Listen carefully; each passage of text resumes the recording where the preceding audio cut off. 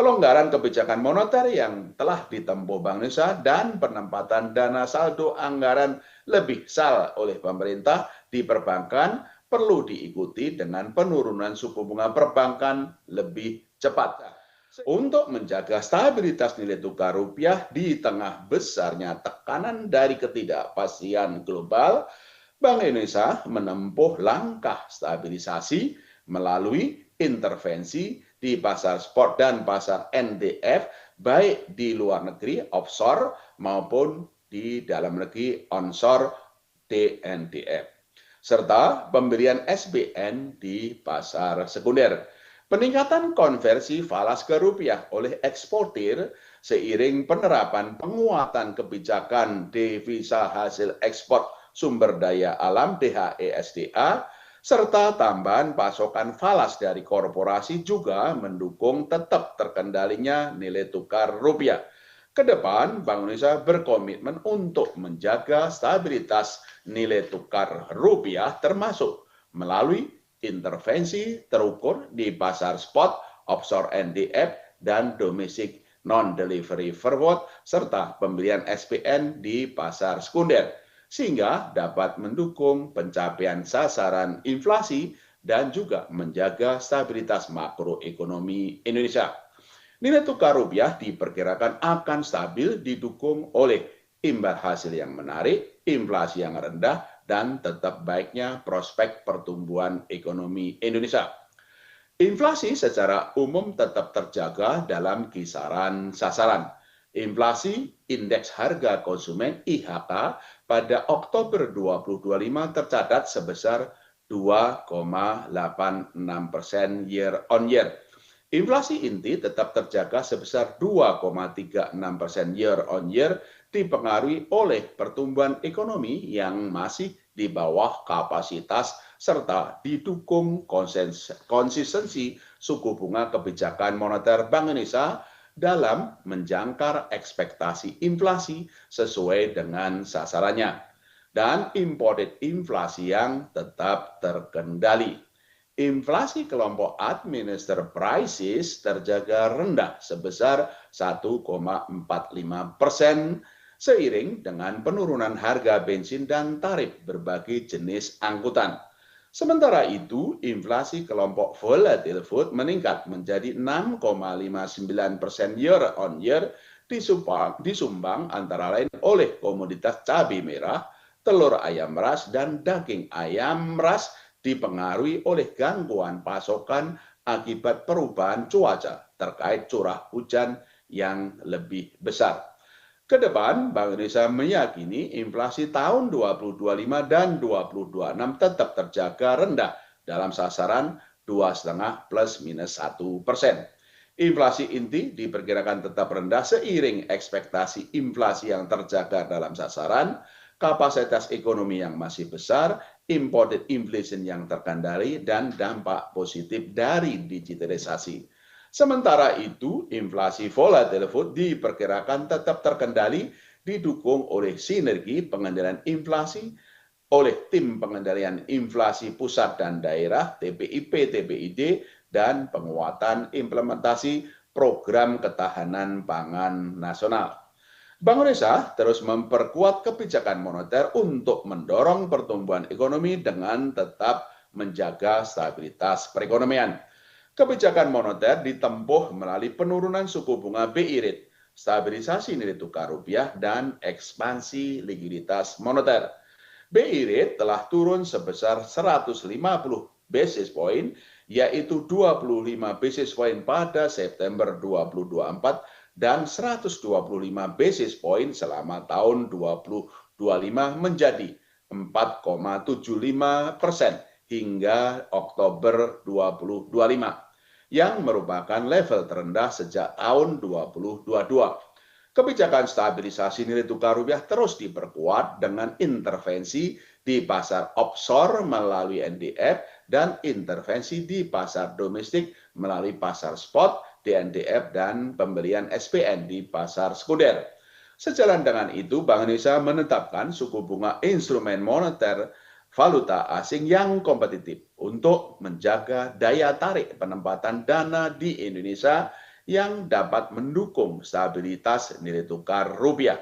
Ekspansi likuiditas rupiah juga ditempuh Bank Indonesia melalui penurunan posisi instrumen moneter sekuritas rupiah Bank Indonesia (SRBI) dari 916,97 triliun rupiah pada awal tahun 2025 menjadi 699,3 triliun rupiah pada 17 November 2025.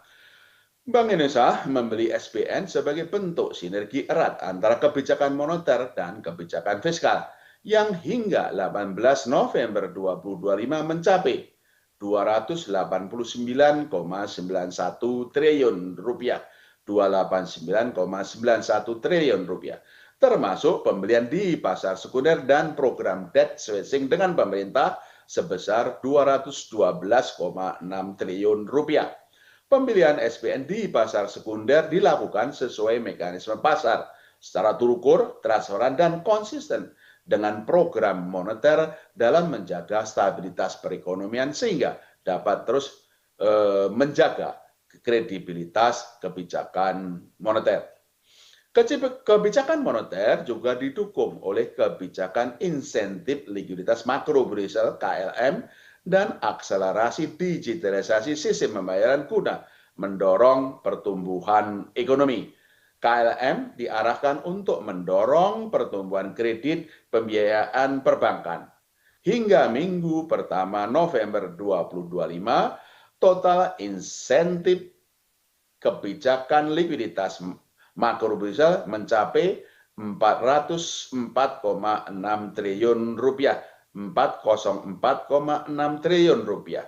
Masing-masing disalurkan kepada kelompok bank BUMN sebesar 179,4 triliun rupiah, Bank Umum Swasta Nasional sebesar 179,9 triliun rupiah, Bank Pembangunan Daerah sebesar 39,3 triliun rupiah, dan kantor cabang bank asing sebesar 6 triliun rupiah.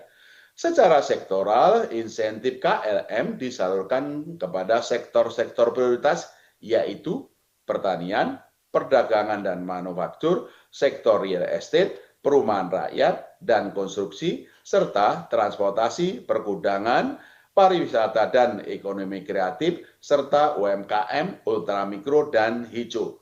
Bank Indonesia telah memperkuat implementasi KLM yang berbasis kinerja dan berorientasi ke depan yang berlaku efektif mulai 1 Desember 2025. Dalam penguatan ini, insentif likuiditas diberikan kepada bank yang berkomitmen menyalurkan kredit pembiayaan kepada sektor tertentu atau disebut lending channel dan menetapkan suku bunga kredit pembiayaan yang sejalan dengan arah suku bunga kebijakan Bank Indonesia atau disebut interest rate channel. Implementasi penguatan KLM tersebut diperkirakan dapat memberikan tambahan insentif likuiditas sekitar 18,5 triliun rupiah dari insentif KLM saat ini. Bank Indonesia memandang penguatan efektivitas transmisi, pelonggaran kebijakan moneter dan kebijakan makrobudensial terhadap penurunan suku bunga perbankan perlu terus didorong. Pelonggaran kebijakan moneter yang telah ditempuh Bank Indonesia dan penempatan dana saldo anggaran lebih besar oleh pemerintah di perbankan perlu diikuti dengan penurunan suku bunga perbankan lebih cepat. Seiring dengan penurunan BI rate sebesar 125 basis point selama tahun 2025 ini dan ekspansi likuiditas moneter Bank Indonesia yang tadi kami sebutkan, suku bunga Indonesia di pasar uang overnight turun sebesar 203 basis point dari 6,03% pada awal tahun 2025 menjadi 4% pada 18 November 2025. Suku bunga SRBI untuk tenor 6, 9, dan 12 bulan juga menurun, masing-masing sebesar 254 basis point, 256 basis point, dan 257 basis point sejak awal tahun 2025 menjadi 4,62%, 4,65%, dan 4,69% pada 14 November 2025. Imbal hasil SBN untuk tenor 2 tahun menurun sebesar 226 basis point dari 6,96% pada awal tahun 2025 menjadi 4,7% pada 18 November 2025. Sementara untuk tenor 10 tahun menurun sebesar 113 basis point dari tingkat tertinggi 7,26% pada pertengahan Januari 2025 menjadi 6,13%. Namun demikian, penurunan suku bunga perbankan masih berjalan lambat sehingga perlu dipercepat. Dibanding dengan penurunan BI rate sebesar 125 basis point, suku bunga deposito 1 bulan hanya turun sebesar 56 basis point dari 4,81% pada awal tahun 2025 menjadi 4,25% pada Oktober 2025. Hal ini terutama dipengaruhi oleh pemberian special rate kepada deposan yang mencapai 27% dari total dana pihak ketiga perbankan. Penurunan suku bunga kredit perbankan bahkan berjalan lebih lambat, yaitu hanya sebesar 20 basis point dari 9,20% pada awal tahun 2025 menjadi sebesar 9% pada Oktober 2025. Selain karena lambatnya penurunan suku bunga deposito, lambatnya penurunan suku bunga kredit juga dipengaruhi oleh masih tingginya biaya overhead maupun margin untuk premi risiko yang diterapkan oleh perbankan. Jumlah uang beredar meningkat sejalan dengan kebijakan moneter longgar dan dampak penempatan dana sal pemerintah di perbankan.